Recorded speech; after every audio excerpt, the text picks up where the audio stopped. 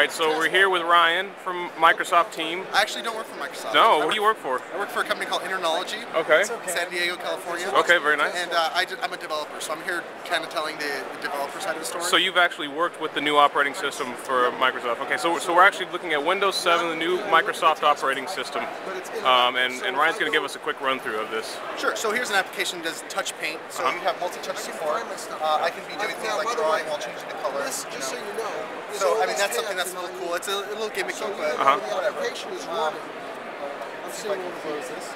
So, we have things like, touch support for different applications. You know, I can do things like touch here and So one of the things that we've done for the UACs, really cool thing, Windows 7 is the taskbar. So now I have support for showing previews of all my tabs in Internet Explorer. We also have support for being able to jump to different tabs. So these are tabs in the same application. These aren't different windows. I can hover over them and get a preview. Same thing with any running application. I can hover over and get that preview immediately. Okay. Next, another thing is touch support in Internet Explorer, things like this. I can do. I mean, this isn't really that useful, but you can definitely find applications for it.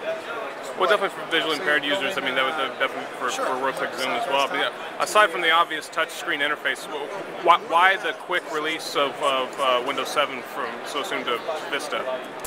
I don't really know the answer to that. Sure. I mean, I don't work for Microsoft, so I can't really tell that story. But I mean, I'm sure they're really kind of trying to recover from Vista, and that kind of whole thing, and they're aware of that. They're aware that people weren't really happy with it.